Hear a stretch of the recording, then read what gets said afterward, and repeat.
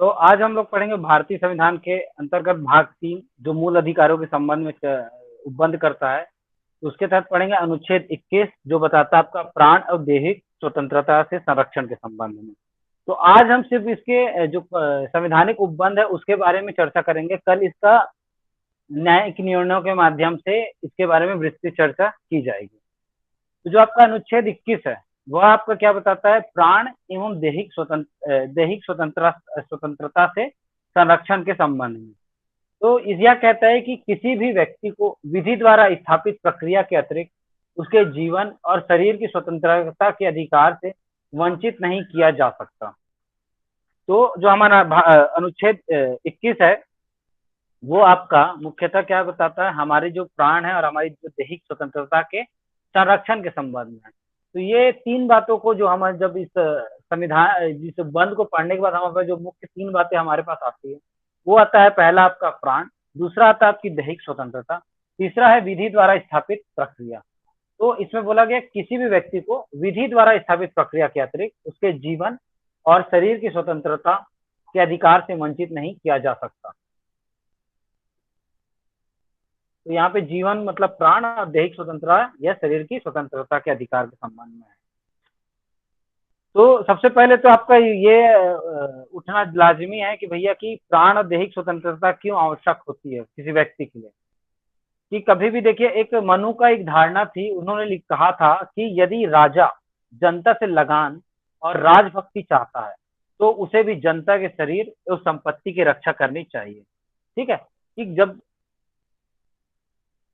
जब कोई राजा है वह अपनी जनता से चाहता है कि वह उनको समय समय पर लगान दे और उसके प्रति उनकी राजभक्ति बरकरार रहे, तो उसके लिए भी क्या है कि राजा को भी यह कार्य है कि वह जनता की शरीर की और उसकी संपत्ति की रक्षा करे। क्योंकि जब आपकी संपत्ति और आपकी जान, जब आपके शरीर और संपत्ति की रक्षा होगी, ठीक है, तभी आप क्या है जीवन के सारे मायनों का या सारी जो चीजें हैं, जो भी आपकी आवश्यकताएं हैं, उनके बारे में आप सोचेंगे और उनके बारे में आप कार्य को करेंगे और जीवन में एक नई ऊंचाइयों में आगे बढ़ते जाएंगे। क्योंकि जब तक किसी व्यक्ति का जीवन में संकट हो या उसकी संपत्ति में संकट हो, तब तक वह व्यक्ति क्या है स्वतंत्र नहीं हो सकता। क्योंकि एक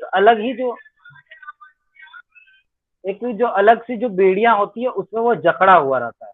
तो वो जीवन और शरीर की संपत्ति बहुत ही महत्वपूर्ण अंग होता है हमारे जो किसी भी व्यक्ति के जीवन के लिए। तो जो अनुच्छेद 21 में के तहत हमको जो मूल अधिकार के तौर पे दिया है कि प्राण और दैहिक स्वतंत्रता से संरक्षण के संबंध में। तो ये पहली बात आपको याद रखनी है कि जो आपको प्राण और दैहिक स्वतंत्रता से संरक्षण दिया गया वह दिया गया है आपको यहाँ किसी भी नागरिक व्यक्ति को। तो यहाँ पे जो शब्दों का प्रयोग किया गया व्यक्ति, तो इसके तहत नागरिक और अनागरिक दोनों व्यक्ति शामिल होंगे। कि यह भारत में जो निवासरत व्यक्ति है, नागरिक है, उनको भी ये प्राण और दैहिक स्वतंत्रता से संरक्षण प्रदान करता है। साथ ही साथ जो यहाँ के अनागरिक है, जैसे कोई बाहर का कोई व्यक्ति यहाँ घूमने के लिए आया, टूरिस्ट पर्पज से आया, तो उसके भी प्राण और दैहिक स्वतंत्रता से संरक्षण करना किसका दायित्व होगा? राज्य का दायित्व होगा। तो ये कहता है कि किसी भी व्यक्ति को विधि द्वारा स्थापित प्रक्रिया के अतिरिक्त तो कभी भी प्राण और दैहिक स्वतंत्रता से संरक्षण है, ठीक है, या उसके अधिकार की बात है, तो उसके अधिकार से उसको कब वंचित किया जाएगा? केवल और केवल जो विधि द्वारा स्थापित प्रक्रिया है उसी के द्वारा ही उसको क्या किया जा सकता है, उसके जीवन और शरीर की स्वतंत्रता से उसको वंचित किया जा सकता है। और इसकी जो प्राण और दैहिक स्वतंत्रता का संरक्षण की जो अवधारणा है वो आज के समय में क्या है, बहुत ही विस्तृत हो गई है। लोग केवल जीवन और शरीर की रक्षा की बात नहीं रह गई है। कि कभी भी अब ये है कि किसी भी व्यक्ति का जीवन है तो उसका जीवन ही सिर्फ जीवन को जीना ही नहीं है उसका मकसद, उसको है कि उसके साथ उसको सम्मान पूर्वक जीवन, गरिमापूर्ण जीवन, स्वस्थ वातावरण का जीवन, स्वास्थ्य का अधिकार, शिक्षा का अधिकार, काम का अधिकार, ठीक है। तो इस तरह की नई नई अवधारणाएं दिन प्रतिदिन आती गई है। जो अभी रिसेंट जो इसमें जो चीजें आई हैं कि प्राण और दैहिक स्वतंत्रता संरक्षण के तहत, वह है निजता के सुरक्षा का भी इसमें शामिल कर दिया गया। कि राइट टू प्राइवेसी जो है, निजता का अधिकार, कि हर व्यक्ति के प्राण जीवन दैहिक स्वतंत्रता संरक्षण के तहत निजता का अधिकार भी उसके तहत एक उसका अधिकार के तौर पे देखा जाएगा। उसी तरह इसकी जो अवधारणा बढ़ती गई, तो किसी के भी जीवन में केवल रोटी, कपड़ा और मकान की अब एक आवश्यकता के तौर पे नहीं देखा जाता। अब हर चीज क्या है, उसकी जो सर्वांगीण विकास के लिए बहुत ही आवश्यक है। तो उसमें क्या है, उसको स्वस्थ वातावरण मिले, स्वस्थ पेयजल मिले, स्वस्थ शौचालय मिले, ठीक है, स्वस्थ जो उसको सामान्य रूप से बिजली मिले, ठीक है, उसको काम के अवसर साधारण रूप से प्राप्त हो, उसको शिक्षा का अधिकार हो। तो ये जो सारी जो नई अवधारणाएं है, तो पहले जो जीवन जीने के लिए क्या था, रोटी, कपड़ा और मकान। तो ये रोटी, कपड़ा और मकान के अलावा की चीजें, कि आपको अब जो नई जो धारणाएं आई कि आपको सम्मान पूर्वक जीवन जीने का अधिकार है, ठीक है। तो इन सारी चीजों में आपका प्राण और दैहिक स्वतंत्रता से संरक्षण के बारे में यह अनुच्छेद बताता है। और इसकी जो नई अवधारणा है वो बताती है आपके जो मजदूर वर्ग हैं उनके जीवन स्तर को सुधारने के लिए और उनके जीवन स्तर को में वृद्धि करने के लिए कई नई अवधारणाएं इसमें आई हैं। जैसे इसमें जो इसमें प्राण और दैहिक स्वतंत्रता का अंग माना गया कि जो कर्मकार होते हैं, जो मजदूर होते हैं, उनके स्वास्थ्य और उनकी चिकित्सा को सुनिश्चित करना, ये उनका प्राण और दैहिक स्वतंत्रता से संरक्षण का अधिकार है। फिर उनके जो आजीविका के बेहतर साधन उपलब्ध कराना, साथ ही साथ जो व्यक्ति उसकी परंपरागत और सांस्कृतिक विरासतों का संरक्षण करना और उसके जो अर्थपूर्ण जीवन यापन के सामाजिक न्याय के लक्ष्य को प्राप्त करने की दिशा में कदम उठाना। तो उसका जो जीवन है, कोई एक मजदूर होता है, तो कभी ये आप ये नहीं कह सकते कि मजदूर है तो उसकी जीवन की जो अभिलाषा है वो कम होगी। भाई उसकी जीवन है, तो उसके जीवन के साथ उसके प्राण उसके दैहिक स्वतंत्रता का संरक्षण करना किसका दायित्व है, राज्य का दायित्व। तो वह क्या है कि उस जो तो उस मत मजदूर है तो करता होगा, काम वजह से क्या होगा, शरीर में कई प्रकार की होगी, बीमारियां आएंगे, तो उससे क्या है, रक्षा करना बहुत आवश्यक। तो उसके लिए क्या है, उसको चिकित्सा का अधिकार दिया जाए, चिकित्सा के अवसर उपलब्ध कराया जाए, उसके स्वास्थ्य से संबंधित जो अधिकार है कि कभी वो बीमार हो जाएगा, जो आपने विभिन्न प्रकार की जो योजनाएं चलती है, जो जो राज्य सरकार के द्वारा या केंद्र सरकार के द्वारा जो विभिन्न वर्गों के लिए बीमा योजना जो चालू की गई, वो उनके क्या है, स्वास्थ्य की सुनिश्चितता किया गया है। फिर उनकी जो आजीविका है कि उनको जब आज परिस्थिति से रही, जिसमें कई व्यक्ति जो मजदूर है वो बेरोजगार हो गए, तो उनको आज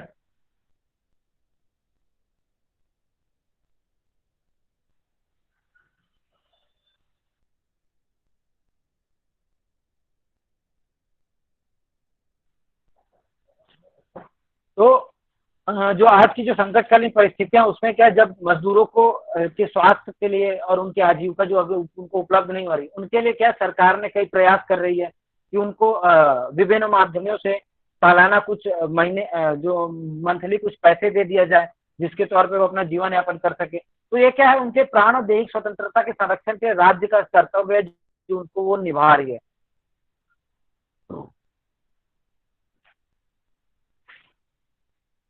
तो जो अनुच्छेद 21 है, इसका जो इसका जो विस्तार है या जो इसका अर्थ है वो बहुत ही व्यापक है। आप आज के समय में प्राण और दैहिक स्वतंत्रता की बात करेंगे, तो इसके लिए जो अनुच्छेद 21 के जो उपबंध है, उसमें केवल इतना ही लिखा है कि प्राण और दैहिक स्वतंत्रता से आपको केवल और केवल विधि द्वारा स्थापित प्रक्रिया के माध्यम से ही हटाया जा सकता है या आपको वंचित किया जा सकता है।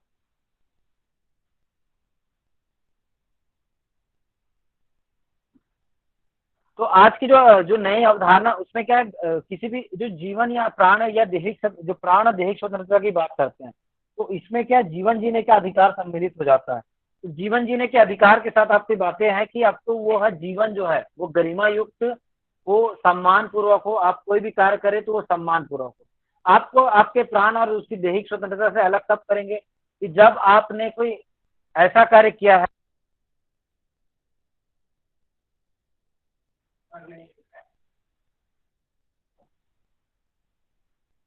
तो आपके प्राण और दैहिक स्वतंत्रता से आपको कब वंचित किया जाएगा, जब कोई विधि द्वारा कोई स्थापित प्रक्रिया है, ठीक है, कि जब विधि द्वारा कोई स्थापित प्रक्रिया, उसके माध्यम से ही आपको हटाया जा सकता है। अर्थात विधि द्वारा स्थापित प्रक्रिया के संबंध में हम समझने का प्रयास करते हैं।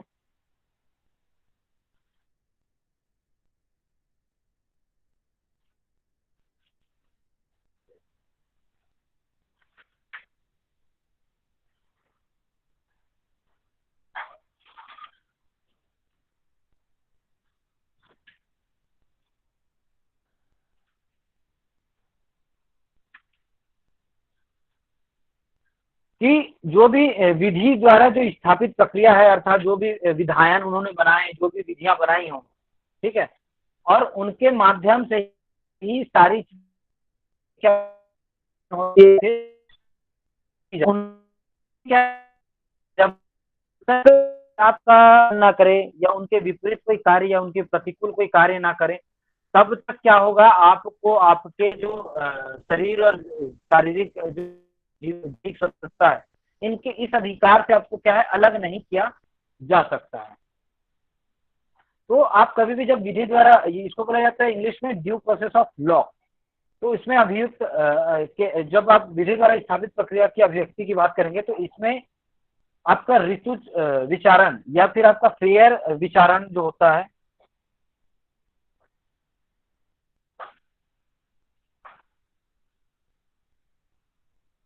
हेलो, थोड़ा सा है दिक्कत, आप लोग समझिएगा।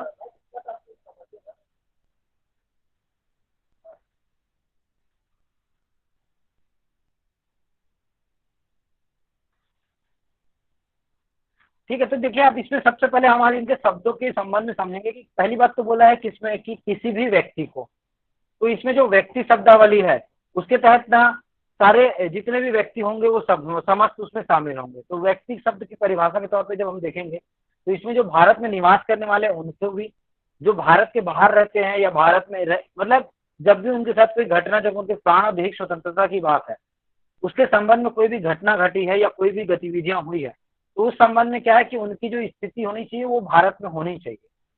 तो भारत में रहने वाले किसी भी व्यक्ति के संबंध में, उसमें वह व्यक्ति के तहत नागरिक, अनागरिक, जीवित, अजीवित दोनों आएंगे। तो इसमें जो मृतक है वह भी इस व्यक्ति के तहत आता है कि जो मृतक व्यक्ति होता है उसको भी क्या है कि उसके प्राण और दैहिक स्वतंत्रता से उसका संरक्षण किया जाए। अब जो मृत व्यक्ति है तो उसकी दैहिक स्वतंत्रता से आप क्या तात्पर्य है कि कोई भी जो मृत व्यक्ति है तो उसका क्या है, जो अंतिम संस्कार होता है वो सम्मान पूर्वक किया जाना चाहिए, ठीक है, क्योंकि उस व्यक्ति का जो दैहिक स्वतंत्रता जो अनुच्छेद 21 के तहत उसको ये प्रदान किया गया है। तो और उसने कोई ऐसी कोई विधि का उल्लंघन नहीं किया जिसके द्वारा उसके इस अधिकार को छीना जाए, तब तक क्या है, आपको उसका उस मृतक जो शरीर है उसका भी आपको सम्मान करना है, उसका जो अंतिम संस्कार है वो सम्मान पूर्वक करना है। उसी तरह जो भारत के नागरिक है उनका तो पूर्णतः संरक्षण है कि वो किसी भी परिस्थितियों में अगर उनके प्राण और दैहिक स्वतंत्रता से संबंधित कोई प्रतिकूल गतिविधियां होती है तो वह इस चीजों को क्या करेगा, तो उसको क्या है, दैहिक स्वतंत्रता और प्राण की स्वतंत्रता से उसको संरक्षण प्रदान किया जाएगा। लेकिन उसी संबंध में समझते जो अनागरिक है, जैसे कोई व्यक्ति है जो भारत के बाहर का है, अर्थात मान लो किसी अन्य देश का है, अमेरिका का या ब्रिटेन का या फिर आपके रशिया, फ्रांस का, ठीक है, वह भारत में आता है और उसके साथ किसी प्रकार की अनहोनी घटना घट जाती है, ठीक है, तो उस स्थिति में उसके लिए वही प्रक्रिया अपनाई जाएगी और उसको प्राण और दैहिक स्वतंत्रता से उसको भी संरक्षण प्रदान किया जाएगा। अर्थात इसको ऐसे समझ सकते हैं जैसे कोई एक विदेशी यात्री है जो भारत में कुछ समय के लिए था और उसके उसके उसकी क्या है, उसके सामान की चोरी हो गई, तो वो यहाँ पे एक व्यक्ति होने के नाते उसके प्राण और दैहिक स्वतंत्रता से उसको संरक्षण प्रदान दिया जाएगा और उसको क्या बोलते हैं, उसके लिए पर्याप्त रूप से जो भी गतिविधियां या जो भी कार्रवाइयां होती है वो चलाई जाएगी। उसी तरह कोई विदेशी व्यक्ति उसकी यहाँ पे हत्या कर दी जाती है, तो यहाँ पे जो भी व्यक्ति उसकी हत्या करता है, चाहे विदेशी नागरिक करे चाहे कोई यहाँ का भारतीय नागरिक करे, तो उसके साथ वही चीजें अपनाई जाएगी जो यहाँ के सामान्य नागरिक के साथ अपनाई जा सकती है।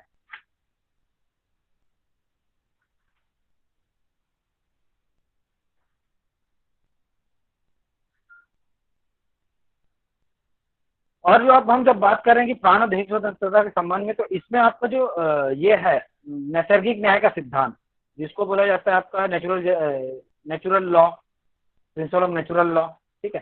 तो इसमें क्या है कि जैसे किसी व्यक्ति को जो हम सुनवाई का अधिकार देते हैं या उसके किसी भी मामले में जब उसकी कोई गलतियां हो या कोई उसमें दोष हो, उन दोषों के निराकरण के लिए हम क्या करते हैं, उसको एक मौका देते हैं।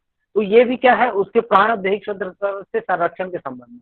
यदि आप किसी व्यक्ति को अगर उसकी गलती है या नहीं है जो भी है, ठीक है, चाहे उसकी गलती हो या ना हो, यदि आप उसको उसके जो अधिकार है नेचुरल जस्टिस के साथ वो नहीं देंगे, तो क्या होगा कि उसको प्राण और दैहिक स्वतंत्रता से उसका संरक्षण नहीं हो पाएगा। तो किसी भी व्यक्ति के लिए क्या है कि नेचुरल जस्टिस के जो प्रिंसिपल्स हैं कि उसको जो उचित सुनवाई का मौका मिले, उसके साथ जो एक मैक्सिम ऑडी अल्ट्रम पार्टम थी, वह कोई भी व्यक्ति अपने ही मामले में क्या जज नहीं हो सकता। तो उन सारी चीजों के का उसमें होना चाहिए कि उसकी जो नेचुरल जस्टिस की चीजें हैं उसके बाद लागू होनी चाहिए। क्योंकि देखिए, जब हम बात करते हैं प्राकृतिक न्याय की, तो उसमें अगर किसी व्यक्ति को अगर पर्याप्त रूप से सुनवाई का मौका नहीं मिला, और जब उसको पर्याप्त रूप से सुनवाई का मौका नहीं मिलेगा, तो उससे क्या होगा कि जब जो भी कार्रवाई उसके के खिलाफ या उसके प्रति चल रही है, तो उससे क्या है कि आगे चल के उसके प्राण और दैहिक स्वतंत्रता है, जो संरक्षण की बात जो धारा अनुच्छेद 21 कहता है, उसका कहीं ना कहीं उल्लंघन हो ही जाएगा। इसलिए क्या है कि इसके साथ हम नेचुरल जस्टिस जोड़ते हैं और इसके साथ उसको आगे बढ़ाने की कोशिश करते हैं। तो आज के मामले में हम देखें तो केवल जीवन जीने का उद्देश्य ये नहीं कि आप एम के कैसे भी जिए, एक जीता तो हर कोई है, लेकिन जब आपको मानव जीवन मिला तो वह जीवन क्या होना चाहिए, एक उद्देश्यपूर्ण होना चाहिए, गरिमापूर्ण होना चाहिए, सम्मानपूर्वक होना चाहिए। इसी के कारण जो हमारा अनुच्छेद 21 है, इसके तहत इसका विस्तार किया गया है। तो हमने इसमें क्या समझा, किसी भी व्यक्ति को, अब इसमें हम लोग समझते हैं कि जीवन और उसकी शारीरिक स्वतंत्रता के संबंध में, तो उसके प्राण से संबंधित है, तो उसका प्राण केवल उसको जीवन जीना ही नहीं है, उसके प्राण के तहत उसका जो जीवन है वो गरिमापूर्ण होना चाहिए, सम्मान पूर्वक होना चाहिए। और जो इसके पूर्व में हमने जो अधिकारों की बात कही या स्वतंत्रताओं की बात कही, वो स्वतंत्रताएं भी उसको पूर्ण रूप से मिलनी चाहिए, जो हम लोगों ने अनुच्छेद 19 में, 18 में, 17 में, उसके पूर्व जो आता है 15 में और 14, ठीक है, जो 14 जो नियम कहता है समता का अधिकार, तो ये सारी चीजें क्या उसको संपूर्ण रूप से मिलनी चाहिए। अगर हम कभी ऐसा बात करें कि 19 के तहत जो 19 जी में 1 जी में जो अधिकार दिए वृत्ति उपजीविका, यदि उसकी उपजीविका के तहत अगर गतिविधियां होती है जो प्रतिकूल है कि उसकी कोई वृत्ति या उपजीविका, और वो विधि द्वारा स्थापित प्रक्रिया के साथ नहीं होगा, ठीक है, तो विधि का कोई वो उल्लंघन नहीं करता, और उस आधार पे अगर उसको किसी वृत्ति उपजीविका से रोका जाता है, तो कहीं कहीं क्या होगा, उसके जीवन जीने की जो उसकी आजीविका है, जीविका से उसका क्या जुड़ा हुआ है, प्राण और उसकी दैहिक स्वतंत्रता जो जुड़ी हुई है, ठीक है, उसका कहीं ना कहीं उसका वो उल्लंघन होगा, जिससे क्या है, जो अनुच्छेद 21 का उल्लंघन होगा, और सीधा सीधा वो भाग 3 के तहत जो मूल अधिकारों का वर्णन किया गया जो राज्य के विरुद्ध है, उसका उल्लंघन होगा। तब उस व्यक्ति को क्या यहाँ पे संरक्षण देना हमको अति आवश्यक हो जाता है।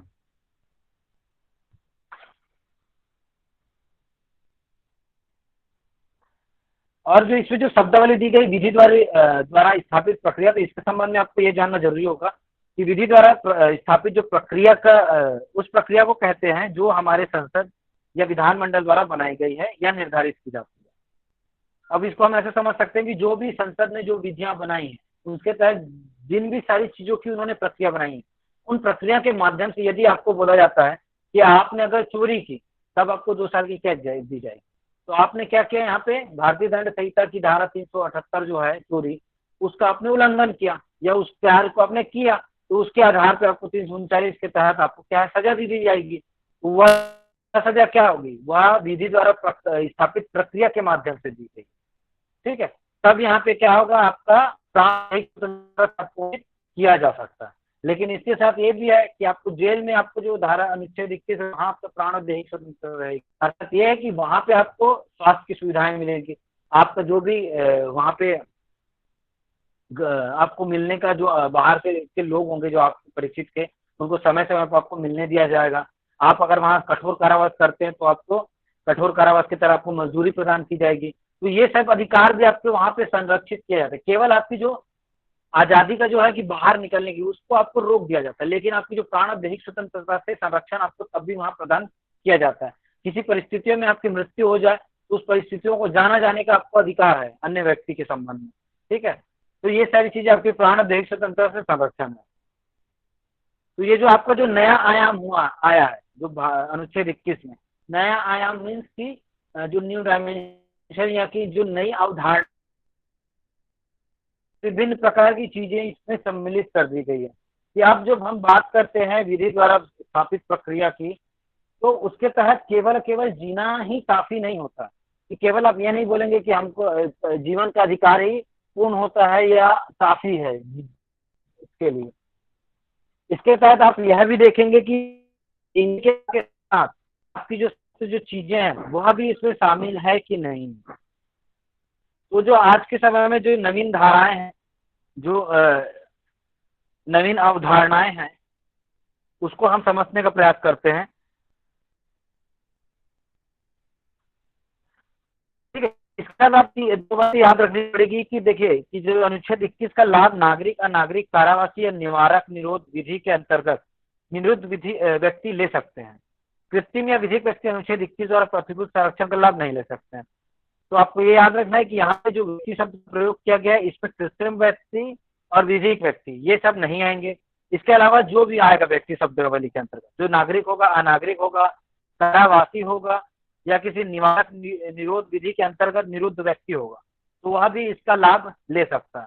उसी तरह जो अब 21 का जो आयाम है या इसका जो अवधारणा है, वो कई बार सकारात्मक भी होती है और नकारात्मक भी होती है। और जबकि इसकी जो भाषा लिखी गई है, इसमें लिखा है कि प्रक्रिया के अतिरिक्त उसके जीवन और शरीर की स्वतंत्रता के अधिकार से वंचित नहीं किया जा सकता। तो यह जो शब्दावली लिखी गई है, ये एक नकारात्मक है। इसमें हम इस चीज को जोड़ते हैं जुडिशियल एक्टिविज्म को, तो इसका जो क्षेत्र वो हो जाता है, वो बढ़ जाता है बहुत बहुत तेजी से। तो आपका जो जब आप जुडिशियल एक्टिविज्म की बात करते हैं, जब इसमें न्यायपालिका ने अपना हस्तक्षेप करना प्रारंभ किया, और जब आपका ये जुडिशियल एक्टिविज्म की चीजें शुरू हुई या न्यायिक पुनर्विलोकन की चीजें जब शुरू हुई, तो उसी का जो उच्चतर स्तर था, तो ये आपका जुडिशियल एक्टिविज्म की बात कहते हैं। इसमें क्या हुआ कि जुडिशियल एक्टिविज्म के तहत क्या है कि न्यायालय स्वयं से ही किसी मामले पर हस्तक्षेप कर सकता है या उस मामले पर विचार उठा सकता है, और उस मामले को जब वो स्वयं ही उठाएगा तो उस पर जो निर्णय देगा, तो वह क्या होगा कि आपका अनुच्छेद 21 के तहत एक अधिकार के रूप में वह लागू हो जाएगा और प्रारंभ हो जाएगा। तो इसके बारे में आज तक बहुत सारे अधिकारों के चीजें हैं जिसको हम एक एक करके देखते हैं। इसके बारे में जब हम विस्तृत चर्चा कल करेंगे, केवल आज हम एक परिचय के तौर पे देखते हैं कि देखिए कि जो आपका अनुच्छेद 21 है, इसके तहत जो उच्चतम न्यायालय ने था, उन्होंने क्या विभिन्न अपने निर्णयों के माध्यम से या वादों के माध्यम से हम तो इसके अनुच्छेद 21 के दायरे में लाते हुए विभिन्न अधिकारों को का विस्तार किया। जैसे एकांतता का अधिकार, फिर जीने के अधिकार में मरने का अधिकार शामिल नहीं है। बोला कि जो व्यक्ति जी रहा है, आपको जीने का अधिकार प्रदान किया गया, तो आपका ऐसा नहीं है कि आप अपने जीवन को समाप्त कर सके। फिर आपको शिक्षा पाने का अधिकार है, जिसके लिए उन्होंने कई जो आदेश पारित किए। इसी के लिए आपको जो उन्होंने शिक्षा का अधिकार की बात कही, तो इसके बाद जब हम आगे पढ़ेंगे अनुच्छेद 21A, तो उसको जोड़ा गया कि 6 से 14 साल तक के बच्चों को निःशुल्क शिक्षा देने की बात कही। फिर जीविका पर्जन के अधिकार की बात कहेगी कि आपको जीवन जीने के लिए क्या है उसके लिए कुछ ना कुछ तो आपको कार्य करना पड़ेगा, तो उसको कमाने का भी आपको ये अधिकार के तौर पे, यदि आपको कोई कार्य को रोकता है करने से, तो वो क्या कर रहा है, आपके मूल अधिकारों का हनन कर रहा है। फिर उन्होंने MC मेहता के वाद के थ्रू यह बताया कि जो अब व्यक्ति है, तो उसको लोक स्वास्थ्य तो पर्यावरण का अधिकार है। मतलब कोई भी व्यक्ति उसको जो लोक स्वास्थ्य है और पर्यावरण, स्वच्छ पर्यावरण, इसका अधिकार है। उसको स्वच्छ वायु, स्वच्छ जल, स्वच्छ पर्यावरण, इसका उसका अधिकार है। और जो लोक व्यवस्था है वो स्वच्छ पर्यावरण के तहत होनी चाहिए, तो यह अधिकार उसका 21 के तहत आएगा। फिर किसी व्यक्ति को आहार पाने का अधिकार है। प्रदूषण मुक्त जलवायु की उपभोग का अधिकार, यदि आपके परिक्षेत्र में किसी प्रकार का प्रदूषण होता है या ऐसी परिस्थितियां उत्पन्न हो रही है किसी उद्योग की वजह से या किसी अन्य कारणों से, या आपके जो आसपास का क्षेत्र है वहां पे प्रदूषण हो रहा है, जिससे आप क्या है स्वच्छ पर्यावरण का उपभोग नहीं कर पा रहे, तब आप क्या कर सकते हैं, इससे आपके मूल अधिकारों का हनन है, तो ये आप 21 के तहत इसके लिए क्या उपचार प्राप्त कर सकते हैं। फिर वैसे ही क्या है कि ध्वनि प्रदूषण रहित वातावरण में, यदि आपके स्थान के आसपास बहुत ज्यादा ध्वनि प्रदूषण जैसी गतिविधियां हो, तो उसके लिए आप जा सकते हो कोर्ट में। फिर जो निःशुल्क विधिक सहायता का अधिकार, जो LAC होती है, जिसको बोला जाता है आपका विधिक legal aid and service clinic, ठीक है। तो इसके माध्यम से क्या है, जो विकलांग होते हैं, जो महिला होती है, जो बालक होते हैं, ठीक है, और जो क्या बोलते हैं आपके कैटेगरी के जो होते हैं SC ST, उनके लिए क्या है कि निःशुल्क विधिक सहायता की बात कही गई कि जो गरीब तबके के लोग होते हैं, उनको क्या है, वो क्या पूरी तरह से विधिक सहायता प्राप्त नहीं कर सकते, तो उनको क्या है कि जो LAC होती है, legal aid and service clinic, इनके माध्यम से फ्री विधिक सहायता प्रदान की जाती है और इनके माध्यम से इनका केस लड़ा जाता है। और ये जो विधिक सहायता की जो बातें हैं ये आपका तीनों स्तर पे है। तो ये आपका जिला स्तर में जिला विधिक सहायता केंद्र है, हाईकोर्ट स्तर में आपका क्या बोलते हैं के मामले में आपका राज्य विधिक सहायता केंद्र है। और जब आप इसकी बात करेंगे केंद्र की, तो वहां पे आपका जब आप सुप्रीम कोर्ट की बात करेंगे तो वहां पे आपका है केंद्रीय विधिक सहायता केंद्र। ठीक है, तो उसके माध्यम से होता है। फिर आपका जो चीजें आई, फिर आगे जो अब इसका विस्तार हुआ प्राण देश स्वतंत्रता के संरक्षण के तहत, तो आपका आया कि आपका शीघ्र परीक्षण का अधिकार भी इसमें शामिल हुआ कि आपकी जो चीजें हैं, कोई भी जो मामला चल रहा है उसका क्या है, शीघ्र से शीघ्र निराकरण किया जाए। आपके ऊपर कोई भी केस चल रहा है तो उसका क्या आपको ये अधिकार है कि आप उसका जल्दी से जल्दी निपटारण करवा सकते हैं। तो शीघ्र परीक्षण का अधिकार भी आया। फिर आपको आश्रय का अधिकार आया। फिर आपको सार्वजनिक स्थानों पर धूम्रपान का निषेध, कोई व्यक्ति अगर सार्वजनिक स्थानों पर धूम्रपान करता है तो ये आपके क्या है, स्वस्थ जो वातावरण में जीने का अधिकार का उल्लंघन है, तो इसका प्रतिषेध किया गया इसके माध्यम से। फिर किसी व्यक्ति को जब गिरफ्तारी करने की बात होती है तो उसमें उस व्यक्ति के क्या है, अगर आप उसको गिरफ्तार करने के एवज में उसको हथकड़ी लगाते हैं और आपको पता है कि वह अगर आपको ऐसा लगता है कि वह भाग जाएगा, तब वह हथकड़ी लगाना या उसको लॉक करना या किसी प्रकार से बांधना, यह आपका क्या है, यह यहाँ पे आपको कोई दिक्कत नहीं है। लेकिन यदि आपको लगता है कि वह व्यक्ति नहीं भागेगा और वो वहीं पर उस परिसर में रहेगा या आपके साथ रहेगा, तो केवल आप उसको साथ में लेकर चलेंगे तो भी वो क्या गिरफ्तार माना जाएगा। इसके लिए आपको हथकड़ी लगाना जरूरी नहीं है। तो आपको क्या हथकड़ी लगाने से के विरुद्ध संरक्षण इस अनुच्छेद के माध्यम से प्रदान किया गया है। फिर इसी तरह जो विभिन्न प्रकार के हैं, तो वयस्क जो बालिका होती है इसको स्वेच्छा से विवाह करने का अधिकार। फिर जो एड्स के रोगी होते हैं उनको विवाह करने का अधिकार। फिर कोई क्या बोलते हैं, फिर भूख से जो पीड़ित व्यक्ति है उसको क्या खाद्य सामग्री मुफ्त पाने का अधिकार। फिर जो आपकी परंपराएं हैं, इन धरोहर को बचाना क्या राज्य की संवैधानिक कर्तव्य है, तो इसके लिए इसको भी क्या इसके तहत सम्मिलित किया गया। फिर आपको बिजली पाने, स्वच्छ जल पाने का, ठीक है, ये सारे अधिकार आपको दिए गए हैं। गर्भ धारण के पूर्व लिंग परीक्षण ना करने का भी अधिकार आपको 21 के तहत है। फिर स्कूली बच्चों में सुरक्षित यात्रा का अधिकार, जो स्कूल के बच्चे होते हैं उनके लिए जो बस लगाई जाती है, तो उस बस के सारे सेफ्टी मेजर्स के लिए क्या है कि आपको उन बच्चों की शरीर और उसके प्राण की रक्षा के लिए ये चीजों को लाया गया। फिर बच्चा जन्म देने या ना देने का अधिकार, जो कोई महिला है तो उसको अब ये अधिकार है कि वह किसी बालक को जन्म देना चाहती है कि ना देना चाहे, उस पर कोई इस प्रकार से कोई जबरदस्ती ये नहीं करेगा, प्रेशर नहीं बनाएगा, कोई बल नहीं लगाएगा कि वह उसकी जबरदस्ती की कि वो बालक को पैदा करे या गर्भ धारण करे। तो ये सारी चीजें आपकी किस में आई हैं, इसके माध्यम से हमारे पास आती गई है। और उसी के तहत आपका एक जो मैंने पूर्व में एक बार चर्चा की थी रामलीला मैदान के संबंध में, तो उसके तहत आपका आया है निद्रा का अधिकार। कि कोई व्यक्ति है तो उसको क्या है कि चैन से सोने का अधिकार भी आपका क्या है, प्राण और दैहिक स्वतंत्रता के संरक्षण के तहत आता है।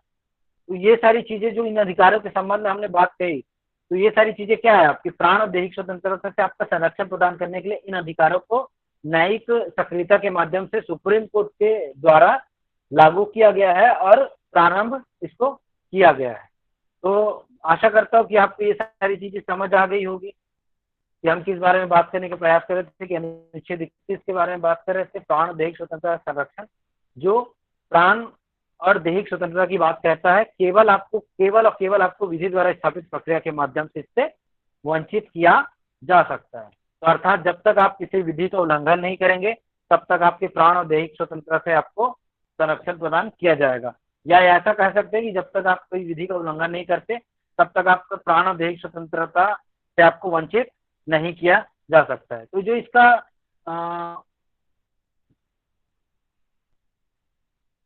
इसका जो इस उपबंध को रखा गया है, तो एक कहीं मायने में देखा जाए तो ये नकारात्मक स्वरूप में बताती है, लेकिन इसको जो उच्चतम न्यायालय ने अपने जुडिशियल एक्टिविज्म के माध्यम से इसको क्या किया, आपका सकारात्मक पक्ष में इसको ला दिया। फिर आपका जो सूचना का अधिकार है वह भी आपका इसी के तहत लाया गया। अब जो आके बाकी चीजें हम उसको कल डिस्कस करेंगे। इसके जो न्यायिक निर्णय हैं उनके माध्यम से हम हर अधिकारों के संबंध में चर्चा करेंगे कि कैसे वो अधिकार आया या क्या चीजें उसके साथ घटित हुई कि हम इन चीजों को प्राण और दैहिक स्वतंत्रता से कैसे जोड़ सकते हैं सर।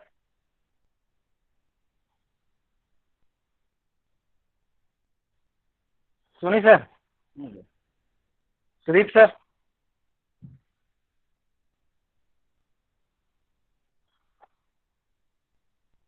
हाँ सर। सर आप कुछ बताएंगे इसमें। नहीं नहीं, आज के लिए ठीक है सर। कल देखते हैं, कल की क्लास।